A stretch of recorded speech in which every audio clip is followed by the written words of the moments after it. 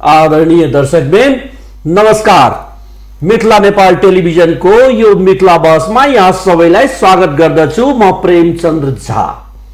सधैँ झै मिथिला बहसले आज पनि तपाईहरू बीच एकजना अतिथि निम्ति आएको छ। अतिथि जो भए पनि जहाँबाट भए पनि हाम्रो लक्ष्य नेपालको पूर्व मेचीमा बसोबास गर्ने नेपालीको भावना संस्कृतिलाई पश्चिम महाकालीमा बसोबास गर्ने नेपालीको भावना र संस्कृतिसँग जोड्ने, त्यस्तै उत्तरमा चीनको सिमानादेखि दक्षिणमा भारतको सिमानासम्म बसोबास गर्ने नेपाली, चाहे त्यो विवादित स्थल लिपिया धुराको नेपाली किन नहोस्, सबैलाई एकअर्काको संस्कृतिसँग जोड्ने र राष्ट्रलाई एकता सूत्रमा बाँध्ने प्रयास। मिथिला मिथिला बहस अन्तर्गत हामी बहस गराउने गर्छौं संघीयतालाई कसरी बलियो गराउन सकिन्छ। संघीयता जगैसम्म बलियो भयो भने मात्रै सबैको पहिचान स्थापित हुन सक्छ। पहिचानको लागि संघर्ष जारी छ। राष्ट्रमा धेरैवटा मुद्दाहरूले अहिले ठाउँ ओगटेको छ। एकातिर कोरोना कहर र त्योसँग निकासको लागि सरकारले ल्याएको प्रयास लकडाउन, त्यसै बीचमा विवादित प्रधानमन्त्रीजी जहाँनिर सिग्नेचर अभियान चल्यो त्यो मुद्दा चल्दै थियो र ठ्याक्कै लिम्पिया धुरा मुद्दा पनि प्रवेश गराइयो र त्यहीसँग निशान छाप परिवर्तन भएछ। अब त्यो भूमि फिर्ता ल्याउनु पर्छ भन्ने माग जोरदार ढङ्गले जो माथि दोष लगाइएको थियो, जुन समूहमाथि, जुन व्यक्तिहरूमाथि, त्यही व्यक्तिहरूबाट माग भइरहेछ संसदमा। त्यस्तै गरेर तपाईको भर्खरै बजेट आइसकेको अवस्थाहरू छ। यो आदि इत्यादि कुराहरू हामी आज गर्नेछौँ। यसैको लागि आज हामी आफ्नो स्टुडियोमा विशेष रूपले निम्ति आएका छौँ नेपाल लोकतान्त्रिक पार्टीका अध्यक्ष, जो विगतमा थरवट पार्टीको अध्यक्षता पनि गरिसक्नु भएछ, संस्थापकको रूपमा चिन्नुहुन्छ नेपाल लोकतान्त्रिक पार्टीको। अहिले उहाँ भानुराम थारूजी राष्ट्रिय अध्यक्ष हुनुहुन्छ नेपाल लोकतान्त्रिक पार्टीको। उहाँलाई हामी आफ्नो स्टुडियोमा स्वागत गर्न चाहन्छु। स्वागत छ भानुरामजी तपाईलाई। धन्यवाद। नमस्कार। लकडाउन चलिरहेको छ। पार्टी पनि धेरै पुरानो तपाईहरूको भइसकेको छैन, ताजा ताजा पार्टी भनौँ, अहिले नयाँ विचार लिएर आउनुभएछ। यो के चल्दैछ? पार्टीको संगठनात्मक क्रियाकलाप कस्तो अहिले हुँदैछ तपाईहरूको? धन्यवाद प्रश्नको लागि। पहिलो पटक तपाईले एमटिभी अथवा मिथिला नेपाल टिभीबाट मलाई चाहिँ आमन्त्रण गर्नुभयो र मेरो चाहिँ पार्टी र मलाई चाहिँ तपाईको टिभीको माध्यमबाट नेपाली जनतालाई एउटा चाहिँ सुसूचित गर्नको लागि, मेरो चाहिँ पार्टीले लिएको नीतिहरू चाहिँ कार्यक्रमहरूलाई प्रचारित गर्नको लागि र अहिलेको समसामयिक विषयमा जुन राज्यमा जुन घटिरहेका घटनाहरू छन् त्यसको बारेमा पनि सायद यहाँहरूले प्रश्न गर्नुहुन्छ होला, मलाई आशा छ। त्यसको लागि चाहिँ गर्नुभयो। त्यसको लागि म चाहिँ समग्रमा तपाईँ चाहिँ पहिले उद्घोषक प्रेमचन्द्र झाजी विशेष गरी र तपाईँको त्यो मिडियालाई अथवा टिभीलाई, एमटिभीलाई म धन्यवाद दिन चाहन्छु व्यक्तिगत रूपमा अथवा मेरो पार्टीको तर्फबाट। धन्यवाद। अहिले लकडाउन सरकारले गरेछ। कोरोना कहर विश्वव्यापी रूपले भयो। जुन देशबाट यसको सुरुवात भएको थियो त्यो देशले आफ्नो लकडाउन फिर्ता लिइसक्यो। 70-72 दिनपछि ऊ सामान्य जीवन बिताउन सुरुवात गरिसकेको छ। नेपालमा लकडाउन सुरु भयो। अब कहिले सिद्धिन्छ भन्दाखेरि प्रधानमन्त्रीजी भन्नुहुन्छ लकडाउनको पासवर्ड नै हराएको छ मेरो पासमा। के भन्नुहुन्छ? यो लकडाउन उपयुक्त समयमा सुरु भएको थियो कोरोनासँगको जुझाइमा। कोरोना संक्रमण एउटा विश्वव्यापी रूपमा जब फैलिरहेको थियो नेपालमा, त्यसबेला चाहिँ फाटफुट एउटा सिम्टमहरू देखिरहेको बेलामा एक्कासी नेपाल सरकारले लकडाउनको प्रक्रियाहरू अगाडि बढायो। जबकि त्यसबेला चाहिँ यसबाट 1 महिनासम्म हाम्रो देशमा चाहिँ त्यो संक्रमणको त्यति चाहिँ व्यापकता पाइरहेको थिएन र एउटा पनि पेशेन्ट त्यति बेला नेपालमा तयारी चाहिँ गर्नुपर्छ। जब विश्वमा 2 महिना पहिलेदेखि नै चाहिँ विश्वमा यसको चाहिँ संक्रमणको व्यापकता पाइराखेको थियो, नेपालमा थिएन। त्यसै बेलामा सचेत हुनु पर्थ्यो नेपाल सरकारले। त्यसै बेलामा मैले चाहिँ यसमा जुझ्ने, जबकि सबै ठाउँमा यो प्रक्रिया चाहिँ अपनाउनु पर्छ भन्ने कुरा प्रचारहरू भइसकेका थिए र त्यसै क्रममा नेपालले पनि एउटा योजना तयार गरिसक्नु पर्थ्यो। यो योजनाभित्र हामीले चाहिँ क्रमिक रूपमा यसलाई चाहिँ कडाइ गर्नुपर्ने थियो। तर पहिले एकैचोटि चाहिँ लकडाउन कडाइ गर्यो, जुन बेलामा यहाँ चाहिँ सङ्क्रमणै थिएन होइन, त्यस बेला गर्यो।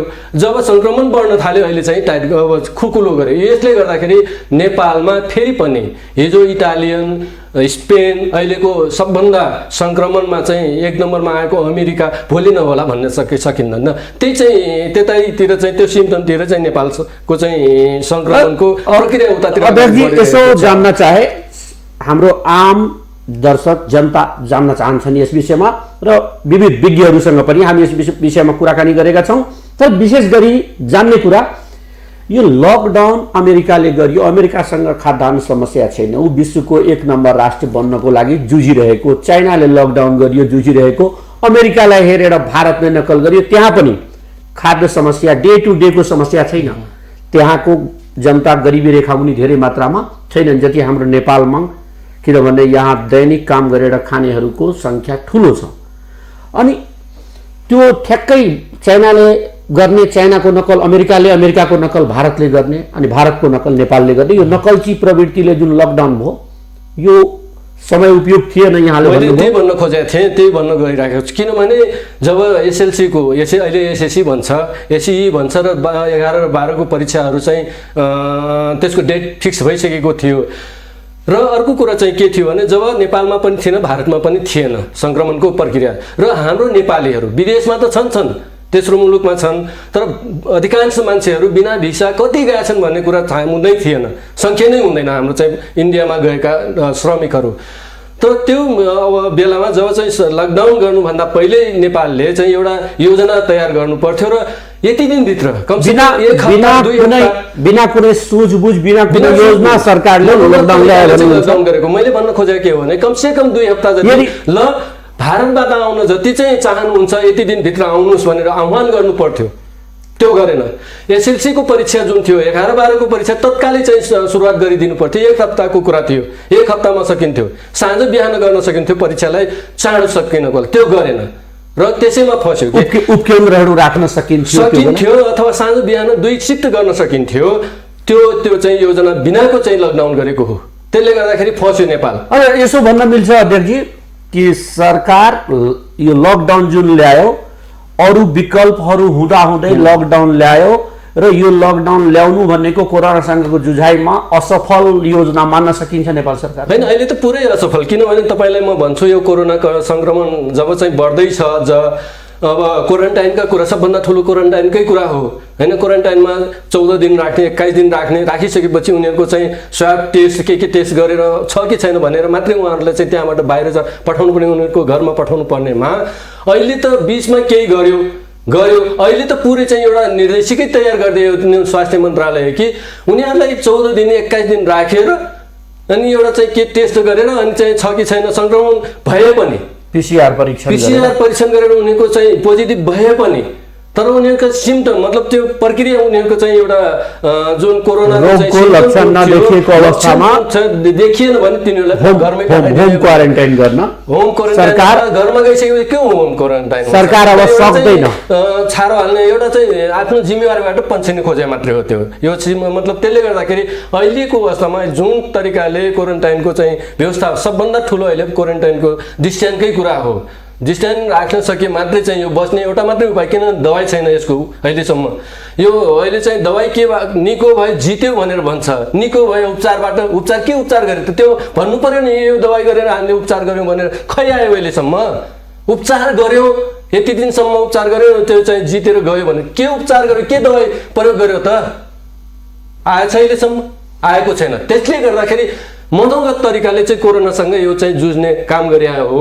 यो एउटा के भन्छ जनतालाई भ्रममा पारेर देशको ढुकुटीलाई कसरी चाहिँ स्थिति, अब आफ्नो निर्वाचन पनि आउँदैछ, कार्यकर्ता पाल्नु पर्ने, निर्वाचनमा जित्नु पर्ने, पैसा खर्च गरेर त्यही चाहिँ अहिले मौका पायो के सस्तो लोकप्रियता कमाउन लागेको लोकप्रियतामा अहिले चाहिँ निर्वाचनमा भाग लिनको लागि उसले चाहिँ आफूले स्रोत मतलब कलेक्सन गर्ने मौका पायो।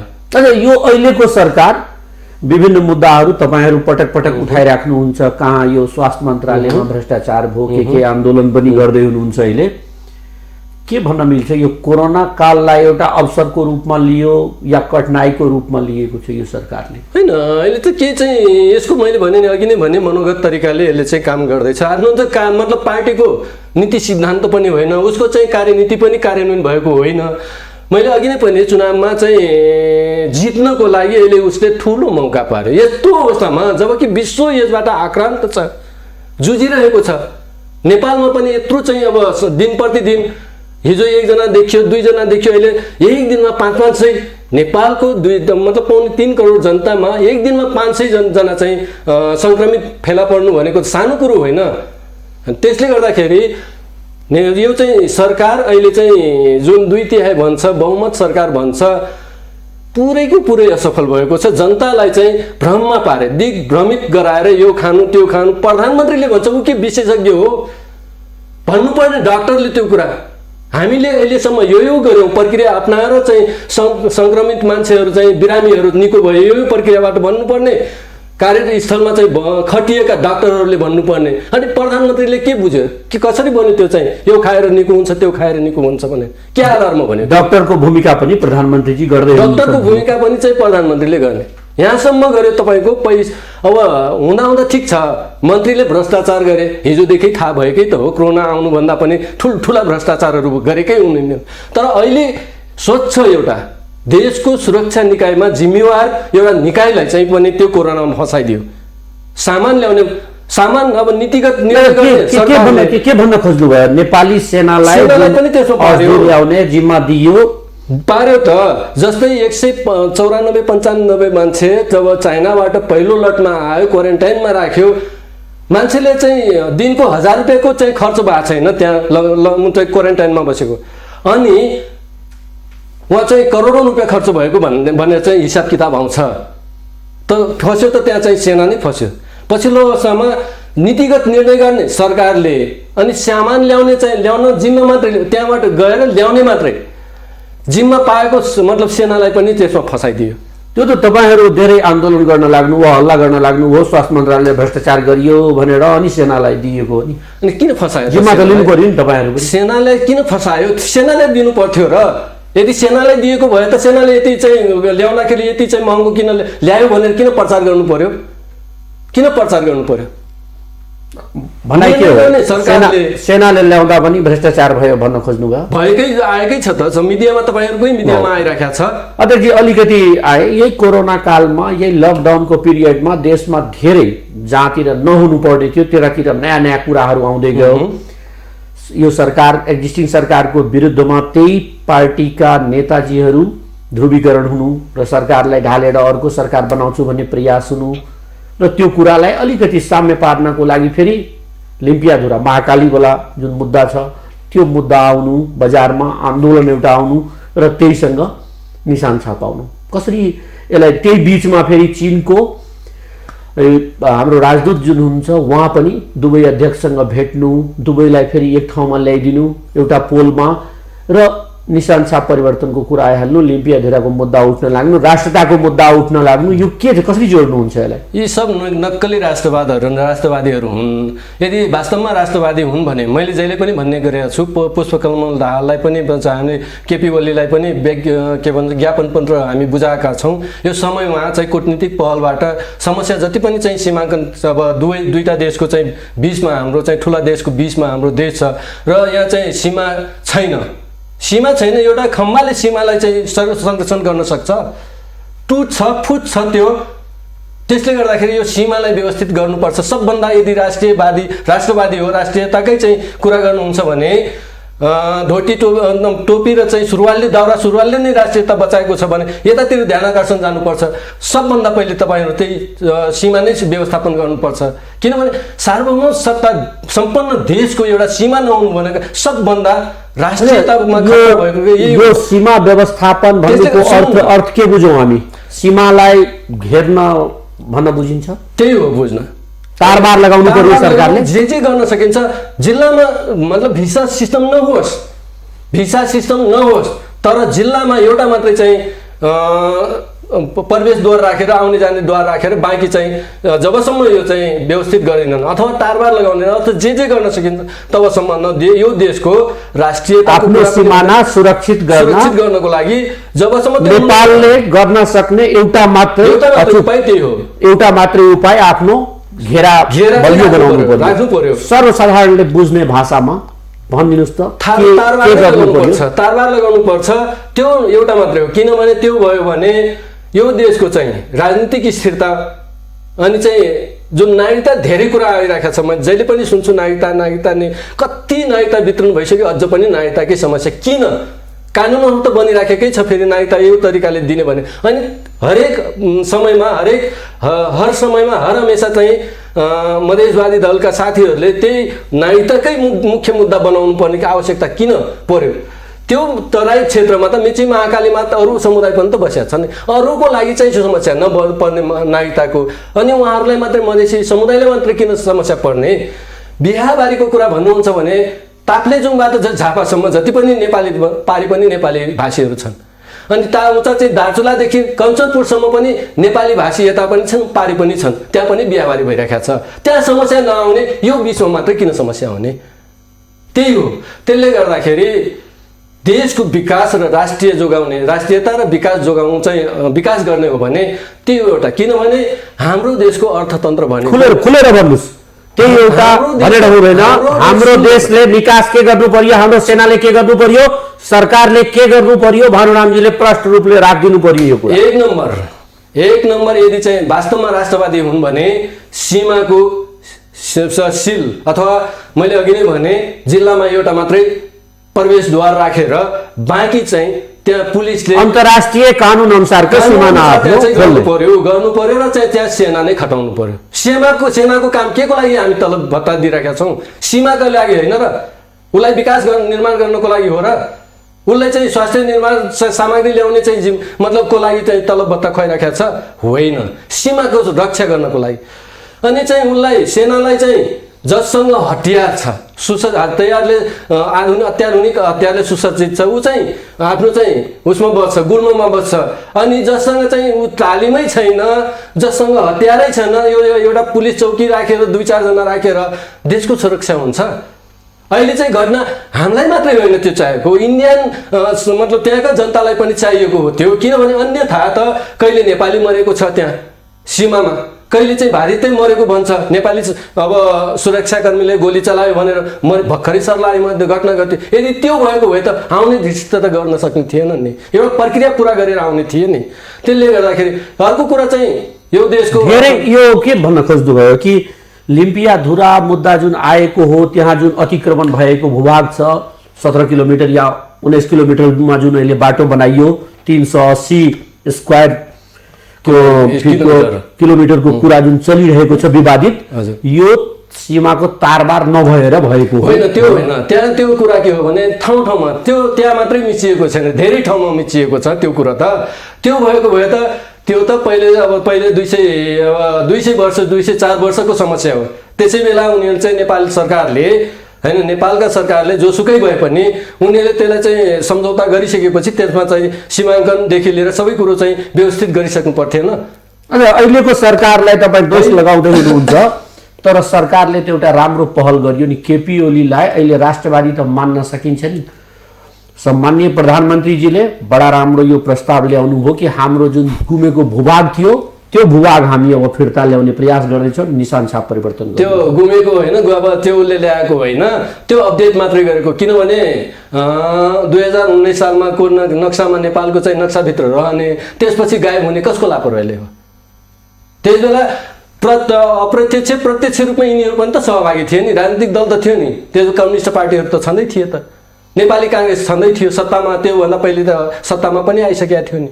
अनि के हेरेर बस्या त? त्यो मतलब जोसुकै सरकार ठिक छ, त्यहाँ महेन्द्र राजा भयो, वीरेन्द्र राजा भयो, पञ्चायतका लागि किन चाहिँ त्यहाँ चाहिँ बहस र छलफल हुन सकेन? त्यहाँ गर्नु पर्थेन? अहिले 30 वर्ष छ नि त, प्रजातन्त्र आएको त 30 वर्ष भइसक्यो नि त। अहिले 47 सालदेखि 77 वर्ष। यसै मुद्दासँग मैले जोड्न चाहेँ, भर्खरै जुन निशान छाप परिवर्तन भएछ या सीमालाई हामी भित्र ल्याउँछौँ आफ्नो जग्गालाई, जसरी पनि हामी डिप्लोमेटिक सहमतिले होस् या जे तरिकाले वार्ता गरेर हामी यो भूमि फिर्ता गर्छौँ। र निशान छ परिवर्तनको कुरामा राष्ट्रिय मान्यता अन्तर्राष्ट्रिय मान्यता यो हुनुपर्ने हो र छ पनि कि अन्तर्राष्ट्रिय सवालमा राष्ट्रका सबै पार्टीका अध्यक्षहरूलाई कमसेकम न्यूनतम रूपले बसाएर सहमति गरेर त्यसपछि यस्ता मुद्दाहरूलाई अगाडि बढाउने कुरा छ। नेपालमा यो कुरा लागू भएछ तपाईहरुमाथि के भएछ छैन? भएकै छैन, किनभने निर्वाचन आयोगमा दर्ता गरेर उनीहरूलाई पङ्गु मात्रै बनाउने कुनै पनि गतिविधिमा राज्यले चाहिँ हामीलाई चाहिँ आजसम्म सहभागी गराएको अवस्था होइन र एक शब्द सोधखोज गरेको अवस्था पनि होइन। किनभने हामी पनि त्यही नियम कानुनले जसरी चाहिँ अहिले सत्ताधारी नेकपा र चाहिँ कांग्रेस जसरी दर्ता भएका छन् त्यही प्रक्रिया अन्तर्गत हामी पनि आधिकारिकता निर्वाचन नेपाल सरकारको निर्वाचन आयोगबाट लिएका पार्टीहरू हुन्। त उसले चाहिँ डेटाहरू चाहिँ को पार्टी छन् अपडेट भएका, त उसले डाटा लिनु पर्दैन, डाटा लिएर उसले चाहिँ सहकार्य गर्नु पर्दैन भने हैन। त्यसले गर्दाखेरि हामीले त्यत्रो चाहिँ नेपाल सरकारलाई सुझावकै लागि हामी ज्ञापन पत्र दिन्छौँ, विज्ञप्ति निकाल्छौँ, त्यो चाहिँ उसको विरोधको लागि होइन, एउटा सुझावको रूपमा हो। त्यो यो चाहिँ भयो अव्यवस्था भयो हैन, त्यसलाई चाहिँ यसरी व्यवस्थित गर भनेर हामीले चाहिँ सुझाव दिएको हो। जति पनि अब आन्दोलनहरू भइरहेका छन् अहिले हैन, जति पनि मान्छेहरू केपी ओली लगायतका सरकारलाई गाली गरेको होइन, त्यो तिमीहरूले यहाँ चाहिँ कमी कमजोरी गर्दैछौ यसलाई सच्याउ भनेर सुझाव दिएको हो। त त्यो सुझावलाई उनीहरूले गाली भन्छ, आन्दोलन गरेर देशमा चाहिँ अस्थिरता ल्याउने भनेर भन्छ, ठिक उल्टो विपरीत दिशामा। अर्को कुरा चाहिँ त्यो मैले अघि नै पनि भन्दै थिएँ, लिम्पिया धोरा कालापानी र लिपुलेकको सवालमा त्यो चाहिँ अहिलेको कुरा होइन नि त। 1816मा जब भइसकेको छ पछि त्यो त नेपालकै हो नि। नेपालकै भइसकेपछि बिचमा नेपाल सरकारकै कमजोरीले त्यो चाहिँ 2018 सालमा जब गणना हुन्छ त्यहाँ चुनावमा मतदान गर्छन् त्यो त्यहाँका चाहिँ जनताहरू नागरिकहरू, अनि त्यसलाई अपडेट गर्नु पर्दैन पछिसम्म? किन गर्न सकेनन्? त लापरवाही त यिनीहरूको आफ्नो सत्ता बचाउनको लागि यिनीहरूले विगतमा जे लापरवाही भए पनि अहिलेको अवस्थामा सरकारले सुन्नु न राष्ट्रियताको मुद्दा ल्याएछ पनि यो चाहिँ एउटा चाहिँ आन्तरिक यिनीहरूको सहमति भारत सरकार र यसको अब छँदैछ यिनीहरूको, त्यो चाहिँ सत्तावालाको लागि चाहिँ ठुलो कुरा होइन, जनताको लागि मात्रै ठुलो भएको कुरा। भारतसँगको तुरुपको पत्ता त फालिसक्यो, उसले हामी तपाईसँग छैन हाम्रो सिमाना फिर्ता गर्नु पर्यो भनेर त कुरा गरिसक्यो नि। अब त्यो त देखाउनु पर्यो नि, भोलि चुनाव आउँदैछ, चुनावमा जित्नको लागि मैले राष्ट्रवादी काम गरेँ भनेर त भन्न देखाउनु त पर्यो। मैले अघि नै भने त्यो देखाउनु त पर्यो। जनताको ध्यानाकर्षण कोरोना भन्दा पनि कोरोनामा भ्रष्टाचार गर्ने, यतातिर ध्यानाकर्षण गरिदिने प्रक्रिया त यो हो नि। यिनीहरूको षड्यन्त्र त यसरी नै हो नि। षड्यन्त्रकारी अहिले सत्तामा जति पनि बसेका छन् जम्मै षड्यन्त्रकारी। के षड्यन्त्र गरेछ यो अहिलेको सरकार? मैले अघि नै भने नि षड्यन्त्र भनेको एकदम गराउनुस् 1 2 3 गरेर गराउनु पर्यो नि। षड्यन्त्रकारी भन्ने सरकार षड्यन्त्र कहाँनिर गर्दैछन् भने यो सीमाको बारेमा, किनभने 1950 को सन्धि जे छ त्यसलाई पुनरावलोकन गर्नुपर्छ भन्ने मैले यिनीहरूलाई बार हामीले चाहिँ उहाँहरूसँग सुझाव पनि दिएका छौँ। उनीहरूले बार त्यही भनेका छन् 1950 को मतलब जुन सम्झौतालाई चाहिँ हामीले गर्नुपर्छ, पुनरावलोकन गर्नुपर्छ अथवा त्यसलाई खारेज गर्नुपर्छ। अहिलेसम्म के गरेर हेरे हो? त्यसले गर्दाखेरि चुनावमा जित्नको लागि हरहमेशा उनीहरू षड्यन्त्र गरिरहेका छन्। त्यो चाहिँ हिजो एउटा अब चाहिँ एउटा कुरा अगाडि ल्याइदिने अनि जनताको ध्यानाकर्षण अर्कोतिर गरिदिने होइन। अहिले यति राम्रोसँग चाहिँ यिनीहरूले ध्यानाकर्षण जनताको एकातिर कोरोनाको जुझ्नुपर्ने त यसैमा हो नि। नेपाल र भारतको पनि सत्ताधारी जहाँको पनि षड्यन्त्रकारी नै हुँदो रहेछ। किनभने 5 वर्षदेखि 2015 देखि सुरु भएको नि बाटो त नेपाल सरकारले हेर्यो के त्यस बेला यिनीहरू नै सत्तामा थिए। त्यस बेला चाहिँ किन चाहिँ उनीहरूले कूटनीतिक रूपमा चीन र अब त्यस बेला त 2015 मा त चीन र भारतको त्यो लिपुलेक बाटो खोल्ने भनेर सम्झौता गरे होइनन् नेपालले नसोधेर? अहिलेसम्म किन चुपचाप रहे? उसले बाटो बना त भारतले पनि अहिले नै चाहिँ त्यो उद्घाटन गर्नुपर्ने। ऊ पनि त कोरोनाबाट मतलब प्रभावित छ नि। अहिले नै चाहिँ मिलोमटो गरेर के दोष लगाउँदै हुनुहुन्छ यहाँहरू?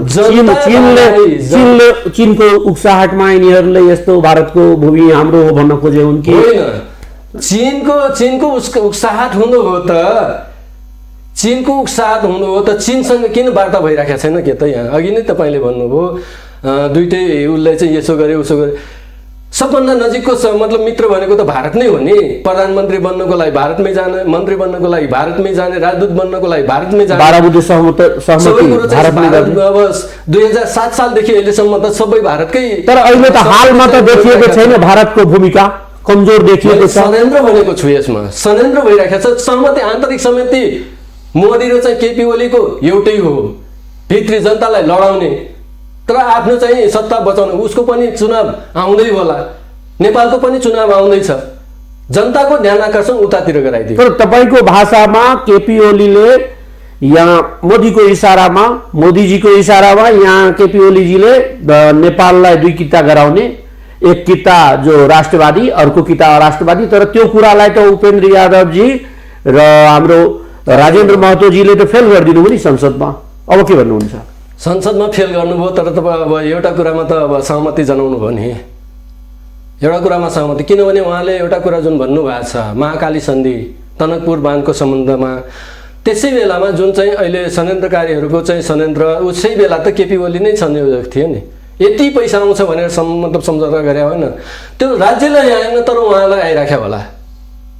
त्यो सम्झौताबाट 1 खरब कति अरब आउने भन्ने, 29 अरब आउने भन्ने कुरा चाहिँ महाकाली सन्धिमा जुन राज्यलाई पैसा आउनेवाला थियो त्यो अहिलेको प्रधानमन्त्रीजी तत्कालीन अवस्थामा संयोजक भएको कारणले उहाँलाई आइरहेको भन्दै हुनुहुन्छ। स्वाभाविक रूपमा किन आएन के, राज्य कोषमा किन आएन अहिलेसम्म, त्यसको बारेमा किन बोल्नुहुन्न? सरकार सत्तामा बस्नेहरू किन बोल्नुहुन्न? आएन भनेर, आएको हो भने आयो भने चाहिँ हाम्रो बजेटमा त्यो समावेश कहाँ भएको छ, यति आउँदैछ भनेर स्रोतमा देखाउनु पर्यो नि। बजेट, वार्षिक बजेट तपाईँको दावा छ कि आउँदैछ, यो अहिलेको नेताजीहरू खाँदै हुनुहुन्छ लुकी लुकी? अरे बाबा, यदि नआएको हो, यदि विदेशी आर्थिक सहयोग नभएको भए एउटा सांसदले, उनीहरूको एउटा वडा अध्यक्षले, एउटा सांसदले करोडौँ रुपियाँ कहाँबाट खर्च गरिराखेको छ, आफ्नो घरबाट खर्च गर्छ। चुनाव महँगो हुनुको त्यो कारण हो नि। आदरणीय दर्शकबिन, हामी निरन्तर संवादमा छौँ नेपाल लोकतान्त्रिक पार्टीका अध्यक्ष भानुराम थारूजीसँग। उहाँले बडा प्रष्ट रूपले भन्नुभयो, महाकाली सन्धिको बेलामा जुन नेतृत्व वर्गहरूले क्यालकुलेटरमा हिसाब गरेर देखाउनुहुन्थ्यो यति पैसा राष्ट्रलाई फाइदा हुन्छ, त्यो पैसा कहीँ न कहीँ भारतबाट आउँदैछ, तर लुकेर व्यक्तिले खाइरहेका छन्। ती व्यक्तिहरूलाई के गर्नुपर्छ आम जनताले सोच्ने कुरा हो र उहाँसँग हाम्रो संवाद निरन्तर जारी छ। भानुरामजी, दोष त लगाइदिनु भयो, त्यस्तो यदि खाइरहेछन् भन्ने त सजायको भागीदारी पनि बन्नुपर्ने हो, के गर्नुपर्ने हो जस्तो तपाईँलाई लाग्छ? त्यस्तो छ। अब कतिपय कुराहरू चाहिँ प्रमाण, अब तपाईँ अख्तियारमा त्यसको बारेमा चाहिँ उजुरी दिन्छ, प्रमाण खोज्छ, तर यस्ता कुराहरू प्रमाण हुँदैनन्। बिना प्रमाणको चाहिँ हुन्छन् यस्ता कुराहरू, अनैतिक कुराहरू कसैले प्रमाण राखेर चाहिँ गर्दैन। त्यसो भए त आम जनताले भन्न पाउँछ नि कि त्यसको हिस्सा नेपाल लोकतान्त्रिक पार्टीले पनि पाइरहेछ। कसरी पाउँछ? चुनावमा भाग लिया छैन, अहिलेसम्म 1 पैसा खर्च गरेका छैन। अब आगामी दिनमा लिनु होला। आगामी दिनमा हामी त्यो त्यसैको विरुद्धमा, यदि त्यसो हो भने त हामी काङ्ग्रेस बन्न सक्थ्यौँ होइन। हिजो मैले चाहिँ त्यही कम्युनिस्ट पार्टी छोडेर आएको हो होइन। जति पनि नेपाल लोकतान्त्रिक पार्टीमा आबद्ध हाम्रा साथीहरू छन्, यदि त्यसो थियो भने, भागभन्दा नै खोज्ने हो थियो भने त ती काङ्ग्रेस अलिकति यो चर्को कुरा हामी गरे, भारत विरोधी कुरा गरे, हामी लिम्पियाधुराको कुरा गरे, हाम्रो अधिकारको कुरा गरे, जग्गा फिर्ता आउनुपर्छ भने नेपाल लोकतान्त्रिक पार्टीको अडान हो, अडानै हो नि। अनि त्यो अडानको लागि यदि सरकारले अब पहिलो स्टेप निशान छाप परिवर्तन गर्यो, त्यसमा सहमति छ नेपाल लोकतान्त्रिक पार्टीको, अब के गर्नुपर्छ? नेपालले कुन स्टेप चाल्नुपर्ने हो नेपाल सरकारले? अब धेरै कुरा मैले देख्छु, यहाँका बुद्धिजीवीहरूले, यहाँका चाहिँ श्रृङ्खल भाषण गर्नेहरू यदि चाहिँ सहज तरिकाले दिएन भने हामी खुकुरी प्रदर्शन गर्छौँ अनि बन्दुक चाहिँ सञ्चालन गर्छौँ, चाहिँ तेर्सेछौँ भने त्यो चाहिँ हुँदै भएन। त्यो आखिर जति चाहिँ लड्नु, हार्ने जित्ने एउटा ठाउँ, तर बाटैबाट त्यति टेबलबाट नै समाधान हुन्छ। चाहे जति चाहिँ सुकै अत्याधुनिक चाहिँ अध्यास प्रयोग गर्नु, जित्नु होला एकछिनको लागि नेपाल, तर जितिसकेपछि के गर्ने भन्ने कुरा त त्यही टेबल हो नि समाधानको बाटो। त्यसले गर्दाखेरि अहिले सुन्नु न, त्यसको समाधानको बाटो एउटै छ, किनभने त्यो चाहिँ त्रिपक्षीय त्रिदेशीय चाहिँ सिमाना हो। भारत र नेपालको मात्रै होइन, दक्षिणतिर भारत छ भने उत्तरतिर त चाइना छ नि। र अर्को कुरा जुन 2015 सालमा जुन भारत र चीनको बिचमा सहमति जुन भयो बाटो खोल्ने, त्यसमा त चिनको पनि सहभागिता हुनुपर्छ भन्ने कुरा त्रिदेशीय बैठक जबसम्म हुँदैन सहमति त्यहाँनिर हो। किनभने भोलि चाहिँ चिनकै सहमतिमा त्यो बाटो बनेको छ, कुन आधारमा चिनले चाहिँ सहमति गर्यो के? जबकि चिनलाई पनि थाहा छ 1816मा त्यो भूभाग नेपालमा आएको छ हैन, आएको छ भन्ने उसलाई स्पष्ट हुँदै पनि नेपाललाई नसोधेर र पटक पटक त्यो लिम्पियाधोरादेखि चाहिँ लिपुलेखसम्मको लागि त पटक पटक त्यही ठाउँमा गएर विद्यार्थी अनि राजनीतिक दलहरू झन्डा गाड्नेदेखि लिएर त्यहाँ नारा लगाउने कुराहरू त चिनलाई पनि थाहा छ नि। त्यस्तो हुँदाहुँदै पनि भारत र चिन मात्रै त्यहाँ सहमति गर्नुपर्ने किन? त्यसले गर्दाखेरि यो समाधान एउटा मात्रै हो, द्विपक्षीय त्रिपक्षीय। द्विपक्षीय पहिले सुरुवात द्विपक्षीय सहमति गर्नुपर्छ। के भन्नु खोज्नुभयो कि त्यो भूमि कब्जा गर्न भारतले जुन अहिले कब्जा गरेको छ 1962 पछिको जुन कब्जा उसको चलिरहेछ, यसमा कहीँ न कहीँ संलग्नता चिनको पनि हो। चिनको संलग्नता म भन्दिनँ अहिले। त्यस बेला चाहिँ पनि यिनीहरूको चिन र भारतको चाहिँ बीचको लडाईँ, त्यसैले चाहिँ हाम्रो 18वटा चाहिँ चेकपोस्टहरू खोलेका हुन् र पछिल्लो अवस्थामा कालापानी मात्रै चाहिँ एउटा चाहिँ छोडे बाँकी चाहिँ हटाइयो हैन। त यदि चिनको मात्रै पनि त्यहाँ सहमति भएको भए त त्यो चाहिँ हुने थिएन। त्यस बेला त चिन र भारतको पनि लडाईँ भइरहेकै अवस्था थियो। त्यसैले चेक गर्नको लागि चाहिँ चेकपोस्ट नेपालले सहमति गरेका थियो। त्यो सँगसँगै चाहिँ अलिकता चाहिँ त्यो नेपालका राजनीतिक दल अथवा राजाहरूले गल्ती गरेकै तत्कालीन अवस्थामा त्यो चाहिँ कालापानीको चाहिँ चेकपोस्ट हटाएर आफ्नो राख्नुपर्ने ठाउँमा उसैले चाहिँ त्यहाँ बस्न दियो। भारतमा धेरै सेना होला, तर नेपालमा पनि जनसङ्ख्या अनुपातमा हाम्रो सिमाना संरक्षणको लागि प्रशस्त सेना छ। हाराहारीमा 1,90,000 देखि 1 लाखको बीचमा, र सेनाको धर्म कर्म सिमाना सुरक्षा नै हो। हाम्रो सेना सिमानामा नहुनुको मूल कारण के लाग्छ? एउटा मात्रै हो, किनभने आफ्नो राजनीतिक स्वार्थपूर्ति गर्नका लागि यी देशका शासकहरूले त्यहाँ सेना नराखेका हुन्। आफ्नो चाहिँ जुत्ता बोकाउने, आफ्नो चाहिँ घरको घरधन्दा गराउने, भन्सा गराउनेदेखि लिएर त्यस सेनाबाट गराउने, अर्कोतिर चाहिँ अर्दलीहरू पनि राख्ने र आफ्नो चाहिँ त्यो सेना जुन चाहिँ एकदम सम्मानित निकायमा बस्ने सेनाहरूलाई अहिले चाहिँ अहिलेसम्म यो गणतन्त्रमा पनि सेनाहरूलाई चाहिँ आफ्नो गर्दनमा यी मन्त्रीहरू सचिवहरूदेखि लिएर को चाहिँ राख्ने प्रावधान छ, तिनीहरूले कामधन्दा लगाइराखेका छन्। जबकि त्यही सेनालाई जति लड्नलाई मात्रै राख्ने त होइन, त्यहाँ के भन्छ जुन भारतले नेपाललाई चाहिँ आरोप लगाइराखेको छ, त्यहाँ आइएसआई अथवा चाहिँ आतङ्कवादीहरू चाहिँ त्यसरी छिर्छ, हाम्रो आदान प्रदान गर्छ, नेपालबाटै चाहिँ त्यो प्रक्रियाहरू हाम्रो देशलाई चाहिँ उ गर्नको लागि त्यही चाहिँ गतिविधि गर्छ। त्यसको लागि पनि त आफ्नोलाई चाहिँ त्यो आरोपबाट छिमेकी मुलुकको बचाउनको लागि पनि हामी सेना राख्नुपर्छ कि सिमानामा सेनाहरू राख्नुपर्छ। लिम्पियाधुरा फिर्ता लिन सेना परिचालन गर्नुपर्छ भन्नुभयो।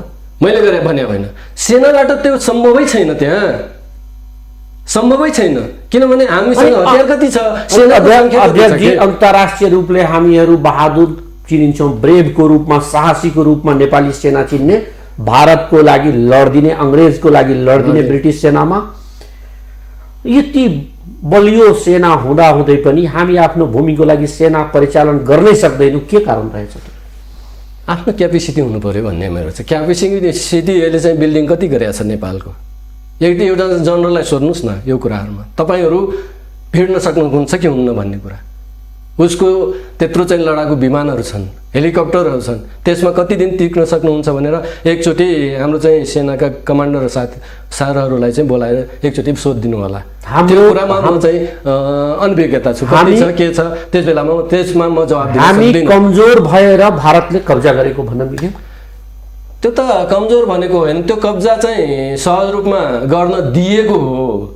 भयो नि, मेरो जग्गा तपाईँको जग्गासँग जोडिएको छ, तपाईँ आफ्नो जग्गा बढाउँदै गर्नुहुन्छ, म लड्न नसक्नु भनेको त कमजोर भनिन्छ, मान्नुहुन्छ कि होइन? त्यो पनि एउटा देखाउने देखिने कुरा त्यो हो, नदेखिने कुरा त अहिले चाहिँ उस बेलाका जस्तै अहिले चाहिँ हाम्रो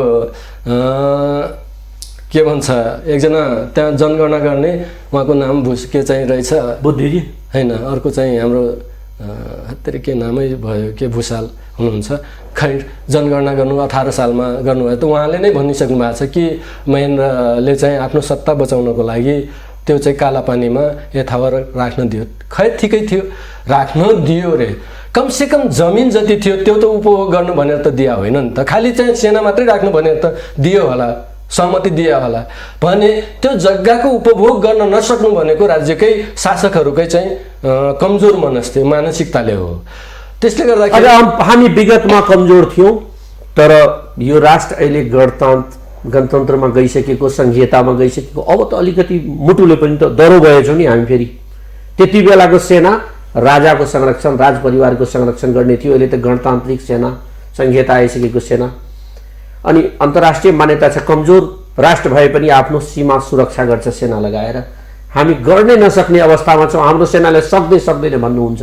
होइन, सक्ने नसक्ने एउटा कुरा हो, तर चाहिँ राख्नुपर्छ भन्ने नै हो। जस्तै अहिले पनि उसले फिर्ता लग भन्ने हो, हामीले कूटनीतिक तवरले उसको फिर्ता लगेर हाम्रो चाहिँ सेना त्यो ठाउँमा राख्नुपर्छ, हरेक ठाउँमा हाम्रो हामीले भारतलाई पत्राचार गरियो, नेपालको वर्तमान सरकारले पत्राचार गरियो, भारतले मानेन त्यहाँबाट सेना फिर्ता गर्न। त्यसपछि के गर्छ नेपालले? इन्टरनेसनल के गर्नुपर्छ? अन्तर्राष्ट्रिय फोरम त छ नि, त्यहाँ विधि र प्रक्रिया के छ त्यसलाई चाहिँ अध्ययन गरेर, होइन, विशेषज्ञहरूलाई चाहिँ अध्ययन गराएर हामीले के गर्न सक्छौँ त्यसमा चाहिँ त्यो चाहिँ कूटनीतिक पहलको लागि त पहिले त परमार चाहिएला नै। यो तरिकाले ठिक छ, कालापानीमा अहिले नराखौँ, तर अरू ठाउँमा जहाँ भिडन्तहरू भइरहेका छन्, जहाँ चाहिँ मिचिरहेका छन्, त्यो ठाउँमा त अहिले क्रमिक रूपमा त चाहिँ सशस्त्रमा अस्ति राख्यो। सशस्त्रलाई राख्नु माग गर्दै हुनुहुन्छ, सशस्त्रलाई राख्नु भन्दा त सेनालाई राख्नु पर्थ्यो नि त। अहिले तपाईँको जोरदार माग छ कि यसपालिको बजेटबाट केही हिस्सा छुट्याएर तारबार लगाउँ भन्ने? मेरो त अहिलेदेखि होइन, प्रचण्ड प्रधानमन्त्री हुने बित्तिकै बेलामै उहाँलाई चाहिँ भनेको छु त, सेना होइन त्यसै बेला भनेको छु तारबार पहिले चाहिँ बजेटिङ गर्नुहोस् अथवा भारतसँग चाहिँ सहमति लिनुहोस् र तारबार गर्नुहोस्। उसले मान्छ भने मान्छ, मान्दैनमा 10 गजा छुट्याएर कति हो, होइन, उसको अब त्यहाँका जति छन् सरकारी निकायका जो छ त्यहाँ जिम्मेवारी जो छ सीमामा बस्न, मतलब सीमा संरक्षणको सुरक्षाको जो छ जिम्मा, उहाँहरूसँग सहकार्य गरेर आफ्नो 10 गजा यथावत राखेर आफूले त गर्न सकिन्छ नि त। तारबार गर्न त बजेटले चाहिँ भ्याएसम्म त गर्नु पर्थ्यो, इकोनोमिक रूपमा त त्यसले गर्न सकिन्छ नि। यो भानुराम थारूको मात्रै होइन, नेपाल लोकतान्त्रिक पार्टीको आधिकारिक धारणा हो कि सीमामा तारबार लगाउनु पर्छ। आधिकारिक मैले भने नि, हाम्रो पार्टीले 2 वर्ष पहिले नै ज्ञापन पत्र केपी ओली प्रधानमन्त्रीलाई नै बुझाइसकेको छ कि तारबार हुनुपर्छ भने। तर कहीँबाट आम जनसमुदायबाट आइरहेको कुराहरू सत्तामा पुग्ने बेलासम्म भारतको विरोध गर्ने, सीमाको विरोध गर्नेहरू सत्तामा पुगिसकेपछि सबभन्दा नजिक, सबभन्दा पहिले भारत जाने, दिल्ली गएर भेटघाट गर्ने र त्यहाँबाट आशीर्वाद लिने चलन छ। नेपाल लोकतान्त्रिक पार्टी योभन्दा फरक मान्यता राख्छ भन्न मिल्छ। अब हामी ढुक्क हुँदा हुन्छ हैन, फरक मत न, मैले अघि नै पनि भने, यदि त्यसो थिएन भने मैले चाहिँ नेपाली काङ्ग्रेसमा विजय गच्छेदार सँगसँगै जाने थिएँ, सती जाने थिएँ। म चाहिँ हिजो 2064 साल निर्वाचनपछि नेकपा एमाले छोडेर आएको मान्छे हो नि, केही न केही स्थान त पाउँथे, अहिले पनि पाउन सक्छु, तर म त्यहाँ किन गइराखेको छैन? उनीहरूको गतिविधि, उनीहरूको चाहिँ क्रियाकलाप र अब यस्ता कुराहरूमा चाहिँ चुनाव आउने बेलामा राष्ट्रवादी भइदिन्छन् र चुनाव सकिसकेपछि, चुनाव गराइसकेपछि त्यसपछि पदको लागि जब चुनाव नेपाली मतलब जनताले चुनाव भोट दिएर जिताइसकेपछि त पार्टीले चुन्ने हो नि, त्यो हिम्मत राख्नुपर्छ कि पर्दैन? त्यो नगरेको कारणले, कसैको आशीर्वाद बाटै त्यो बनेको कारणले चाहिँ हामी आफ्नो राष्ट्रको लागि डिसिजन गर्न सकिरहेको। हामी आफ्नो संवादको अन्त्यतिर आउन लागेछौँ। 1-2टा कुरा। हजुर, देशमा अहिले ध्रुवीकरण हुँदैछ, राजनीतिक ध्रुवीकरण। अब 2टा शक्तिहरू अन्तर्राष्ट्रिय मान्यता पनि हो कि 2टा शक्तिहरू बढी बलियो रहन्छ कुनै पनि राष्ट्रमा, स्वाभाविक रूपमा, र तेस्रो शक्तिहरू कमजोर हुने। त्यही अन्तर्गत 2टा काङ्ग्रेस र नेकपा 2टा ध्रुव थियो र तेस्रो ध्रुवको रूपमा एउटा मधेस केन्द्रित दलहरूको गोलबन्दी हुँदै गइरहेको छ र लगभग बाबुरामजी, उतातिर उपेन्द्रजी, महन्तजी, उहाँहरू मिलेर हामी एउटा ठुलो शक्ति बनाइसक्यौँ। उहाँहरू हामी पनि सेकेन्ड फोर्सको लागि, नेपालको दोस्रो शक्तिको लागि जुझ्दैछौँ भन्नुहुन्छ। नेपाल लोकतान्त्रिक पार्टी नेतृत्व गर्ने भानुराम थारू के पोलरिटीमा विश्वास गर्नुहुन्छ कि अब सिङ्गै नेपाल लोकतान्त्रिक पार्टीले आफ्नो पोल क्रिएट गर्छ? यस्तो मल्टी पार्टी सिस्टममा हैन, लोकतान्त्रिक पद्धतिमा जुन पार्टी खोल्ने अधिकार दिएको छ, पार्टी तलमाथि भइरहन्छन्। हिजो चाहिँ हामी देख्यौँ 47 साल 1947देखि करिब लगभग 30 वर्ष नेपाल चाहिँ भारतीय काङ्ग्रेसले चाहिँ राज गर्यो। अहिले समग्रमा बहुमतमा चाहिँ भाजपा आएको छ। भोलि चाहिँ भाजपा तल पर्ला उ पर्ला। मैले जहिले पनि भन्ने गरेको छु, दुईटा मात्रै हुन्छ, मुख्य पार्टी दुईटा मात्रै रहन्छ। किनभने हामी संघीयतामा पनि गएका छौँ। संघीयतामा गइसकेपछि हिजो संघीयता नभएको भए केन्द्रमा मात्रै केन्द्रित हुन्थे राजनीतिक दलहरू।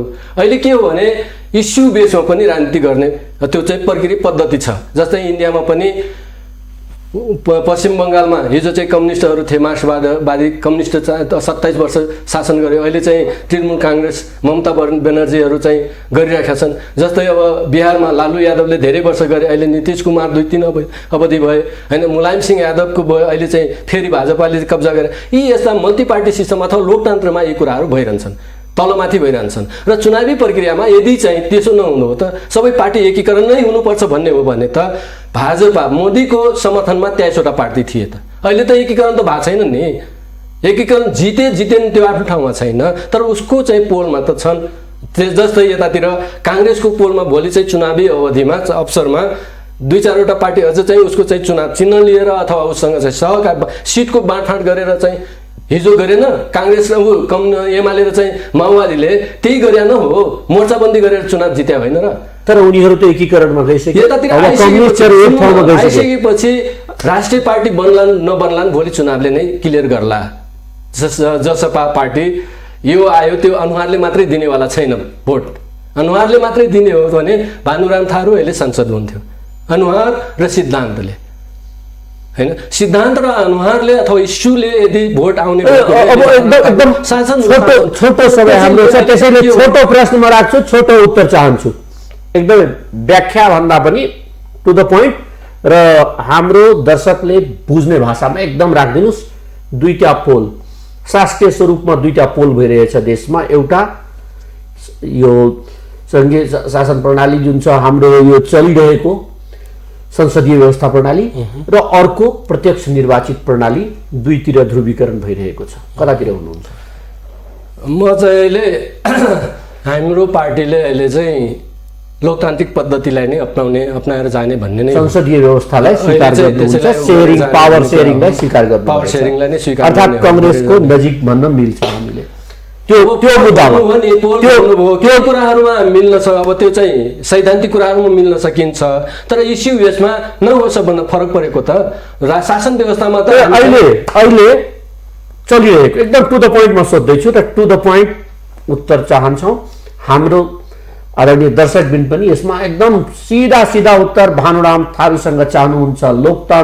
नेपाल लोकतान्त्रिक पार्टीको अध्यक्षसँग सरिता गिरी माथि अभियोग लाग्दैछ, एकातिर देशद्रोही, अर्कोतिर ठुलो सोसल मिडियामा ठुलो फोटो दुर्गाको अवतार दिएर मधेसको छोरी भनेर आइरहेछ।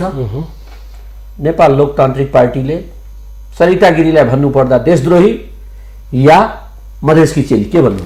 होइन, मधेसकी चेली भन्दा पनि उहाँले स्वीकार गर्नु, म चाहिँ भारतको चेली तर मेरो चाहिँ घर, मेरो जीवन निर्वाह गर्ने ठाउँ भनेको नेपालमा नेपाली हुनु भनेर स्वीकारिसकेपछि हामीले उहाँलाई चाहिँ विदेशी भन्न मिल्दैन। यो चाहिँ चलन चल्तीको सैद्धान्तिक अथवा व्यवहारिक कुरा हो। चाहिँ हाम्रो देशमा भारतसँग मात्रै चाहिँ हाम्रो रिलेटिभ जोडिएको छैन, नातागोता जोडिएको छैन। विदेशमा अमेरिकासँग जोडिएको छ, बेलायतसँग जोडिएको छ, अन्य देशहरू तेस्रो मुलुकसँग पनि जोडिएको छ। त्यसले गर्दाखेरि नेपालीसँग बिहाबारी गरिसकेपछि, उसको छोराछोरी नेपाली बनिसकेपछि, उसको लोग्ने नेपाली भइसकेपछि अनि उसले पनि आफ्नो देशको नागरिकता त्यागेर म नेपाली, आजदेखि म नेपाली हुँ, नेपालको नागरिक बन्न पाऊँ भनेर चाहिँ निवेदन दिइसकेपछि, नेपाली नागरिकता पाइसकेपछि हामीले उसलाई विदेशी भनेर चाहिँ हर हमेसा उसलाई चाहिँ कि दिनै भएन। कानुनी प्रक्रियाबाट उसले चाहिँ नेपाली नागरिकता भने बोल्यो के भन्ने कुरा एउटा कुरा होला। तपाईलाई चाहिँ अहिले त्योभन्दा धेरै खतरनाक कुरा बोलेको त सुजाता कोइराला होइन र? नेपाली चेली भए पनि त बिहाबारी त जर्मनीसँग गरे होइन र? उहाँलाई के भन्ने, नेपाली भनिराख्ने। अनि यतातिर चाहिँ परमा अर्यालले मलाई थाहा छैन भन्ने, नाक्सामा थिएन भन्ने कुरा, अनि केपी ओली स्वयंले भन्ने लिम्पुयाधोरा कालापानी र यो चाहिँ हामीले नेपालको नक्सामा मैले पढेकै छैन देखेकै छैन भन्नु उहाँहरूलाई के भन्ने? उहाँ नेपाली हो र त्यसो भए नागरिकता मात्रै लिएको भन्न मिल्दैन उनीहरूलाई। नागरिकता मात्रै लिएर नेपालको शासन सत्तामा शासन गरेर अनि उहाँहरूले चाहिँ नेपालको स्रोतलाई चाहिँ दोहन नारायणजी, हामीले यदि छोटोमा भन्नुपर्दा सरिता गिरीलाई कारवाही हुनुपर्छ कि पर्दैन, संसदबाट निकालिनुपर्छ कि पर्दैन, के मान्यता राख्नुहुन्छ? नेपाल लोकतान्त्रिक पार्टीले के मान्यता राख्छ? म यसमा चाहिँ अब संविधान अब 2070 सालको संविधान दोस्रो संविधान सभाले बनाइसकेको संविधानलाई आंशिक रूपमा अथवा हाम्रो पार्टीले त्यसबेला थरोतराई पार्टी थियो, हामीले सिग्नेचर गरेको संविधान होइन र हरेक सालको 3 गते असोज 3 गते हामीले चाहिँ जलाउने प्रक्रियामा पनि जलाइराखेको पनि छ। कालो दिवसको रूपमा हामी मनाउने गरेका छ। त्यसले गर्दाखेरि त्यो मान्नेहरूले आफूले बनाएको कानुनहरू विधिहरूलाई चाहिँ उहाँले कार्यान्वयन गर्ने बेलामा प्रक्रिया विधि र प्रक्रिया के छ गर्न मिल्छ भने गरौँ न। त्यसमा हाम्रो केही सरोकारको विषय भएन मेरो, किनभने हामी संसदमा पनि छैन र त्यो संविधानलाई पूर्ण रूपमा हामी चाहिँ अहिले हामी मजबुरी के हो भने 1 नम्बरमा हामी चाहिँ यो देशको नागरिक हो। यो देशमा हामी राजनीति गर्नको मतलब पार्टी दर्ता गरेर राजनीति गर्दैछौँ। भोलि त्यही संविधानका नमिलेका कुराहरूलाई सम्बोधन नभएका कुरालाई सम्बोधन गर्नको लागि हामी चाहिँ राजनीतिक गतिविधि गर्दैछौँ। भोलि चुनाव होला, अगाडि जान्छौँ। त्यसले गर्दाखेरि हामी नमानेको कुरालाई यदि मान्नेहरूले त्यो चाहिँ उसलाई निकाल्न मिल्छ कि मिल्दैन भन्ने त अध्ययन त उनीहरूको मतलब सल्लाहकार त होलान् नि। उपेन्द्र यादवजीको सल्लाहकार होलान्, केपी ओलीको होला, शेरबहादुर देउवाको होला। ल्याउनु पर्यो नि परमार फुटफुट ल्याउनु पर्यो। यो ढाराले उहाँलाई चाहिँ कारवाही गर्नु मिल्छ भनेर चाहिँ ल्याउनु पर्यो नि। मैले अँध्यारोमा चाहिँ तीर हाल्ने म त्यसमा केही भन्दैन। अहिलेको संविधानले गर्ने कि नगर्ने भन्ने कुरा विधि र प्रक्रिया छ भने, संवैधानिक अधिकार उनीहरूलाई छ भने गर्न हुन्छ, छैन भने बोलेकै भरमा सिकेर आउट त्यत्रो चाहिँ मधेस टुक्राइदिन्छु भन्ने मान्छेलाई ती केपी ओलीले सहकर्मी बनाउनु मिल्ने हैन, त्यही बोलेको आधारमा चाहिँ सरिता गिरीलाई कारवाही गर्ने। त्योभन्दा त चर्को कुरा त सुजाता कोइरालाले बोले होइन र कालापानी लगाएको भारतलाई दिनुपर्छ भनेर भने होइन र, सिधै भनिदिया छ। त्यसलाई के गर्ने? तपाईको मान्यतामा यदि सरिता गिरीमाथि कारवाही हुन्छ भने त्यही कारवाही सुजाता कोइराला र त्यही कारवाही पद्मा अर्याललाई पनि हुनुपर्छ अनि केपी ओलीलाई पनि हुनु पर्यो। केपी ओलीलाई उसले पनि भनेको छ मैले नक्सा चाहिँ नेपालको नक्सामा यो भूमि देखेको छैन भनेर। धन्यवाद, हाम्रो स्टुडियोमा आइदिनु भयो र संवादमा बडा लकडाउनको बीचमा पनि समय निकालिदिनु भयो, त्यसको लागि धेरै धेरै धन्यवाद। मेरो कुरा राख्न दिनुभएकोमा जे जति मैले चाहिँ अब ठिक बेठिक कुरा गरेको छु, मेरो चाहिँ अब मलाई सुन्ने दर्शक साथीहरूले मैले कहाँनिर कमी कमजोरी गरेको छु त्यो चाहिँ कमी कमजोरी ल्याइदिनु होला, सुझाव दिनु होला भन्ने पनि म चाहिँ आग्रह गर्न चाहन्छु। मेरो चाहिँ अब यस्ता सञ्चार माध्यमबाट म अलिकता चाहिँ पर छु, किनभने म धेरै चाहिँ अब सञ्चार माध्यमबाट अलग नजिक आएर धेरै ठुल्ठुलो कुरा गरेर म धेरै मतलब मिडिया प्रचार गरेर म आफू चाहिँ व्यक्ति मतलब प्रचारमा आउन चाहँदैन। मेरो चाहिँ पार्टीको कार्यक्रमहरूलाई चाहिँ म चाहिँ कार्यक्रमलाई कार्यनीतिलाई चाहिँ कार्यान्वयन गर्ने पक्षमा जोड दिन्छु। धन्यवाद। आदरणीय दर्शकवृन्द, आज हामी कुराकानी गर्दै थियौँ नेपाल लोकतान्त्रिक पार्टीका अध्यक्ष भानुराम थारूसँग। उहाँ बडा प्रष्ट रूपले राख्नुभएछ, नेपाललाई जोगाउन अब नेपालका सीमामा तारबार लगाउनै पर्छ। सरकार खोक्ला राष्ट्रवादको कुरा गरेर हुँदैन उहाँले भन्नुभएछ। उहाँले प्रष्ट रूपले राख्नुभयो अब सीमामा सेना संरक्षणको लागि जानुपर्छ, आफ्नो सिमाना बचाउनको लागि भए पनि, अनि मात्रै राष्ट्र जोगिन्छ।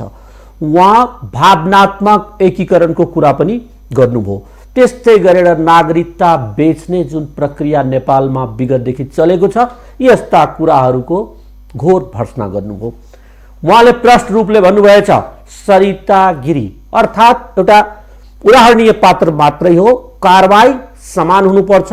जोले राष्ट्रको विरुद्धमा अभिव्यक्ति दिएछन् तीन सबैलाई देशद्रोहको मुद्दा लगाउनु पर्छ भनेर उहाँले माग गर्नुभएछ। र उहाँ प्रष्ट भन्दै हुनुहुन्छ पार्टी सदैव मिडियामुखी रहन चाहन्छ र मिडियामा आउन चाहन्छ, तर कहीँ न कहीँ मिडियाहरू पनि भर्छन्। ठुला पार्टी जो जितेको पार्टी हुन्छ, पैसावाला पार्टी, त्यसलाई ठाउँ दिनुहुन्छ भन्ने गुनासो गर्नुभएछ। तर मिथिला नेपाल टेलिभिजनले जहिले पनि आफ्नो नारा हामी सबैको लागि, हामी सधैँको लागि जुन प्रतिबद्धता जनाएको छ, त्यो अन्तर्गत पटक पटक हामी सबै दल, सबै नेताहरूलाई समान अवसर हामी दिने गर्छौँ अभिव्यक्ति गर्ने माध्यमको रूपमा। र हाम्रो यो प्रतिबद्धता कायम नै रहनेछ। हामी राष्ट्रलाई एक ढिक्का भएको हेर्न चाहन्छौँ। हाम्रो अभिप्राय मिथिला नेपाल टेलिभिजनको त्यो हो। हामी पश्चिम र पूर्वलाई, त्यहाँको संस्कृतिलाई एकअर्काको माझमा घुलाउन चाहन्छौँ। हामी उत्तर र दक्षिणका संस्कृतिलाई एकअर्का बीचमा घुलाउन चाहन्छौँ। जितिया के हो र लोसार के हो, एकअर्काले जानुन्, यही हाम्रो अभिप्राय हो। आजको मेरो समय यो मिथिला बहसको सिद्धिएको छ, तर मिथिला नेपाल टेलिभिजन हेर्दै गर्नुहोला। फेरि हामी नयाँ एउटा अतिथि, नयाँ एउटा विषयवस्तु लिएर यहाँहरूमा उपस्थित हुने नै छौँ। हामीलाई तपाईँ युट्युबबाट पनि हेर्न सक्नुहुन्छ। युट्युबको लागि हाम्रो address www.youtube.com MTV Nepal 4K मा सब्सक्राइब गर्न सक्नुहुन्छ। त्यस्तै हामी फेसबुकमा पनि देखिन्छौँ। फेसबुकको लागि हामीलाई तपाईँ mtvnepal.online मा लाइक गर्न सक्नुहुन्छ। त्यस्तै गरेर हामीलाई तपाईँ विश्वको कुनै पनि कुनाबाट सब्सक्राइब गरेर हेर्न सक्नुहुन्छ। हामी सबैको लागि, हामी सधैँको लागि नारा हाम्रो कायम राख्छौँ। आजको लागि प्रेमचन्द झाको समय सिद्धिएको छ। नमस्कार।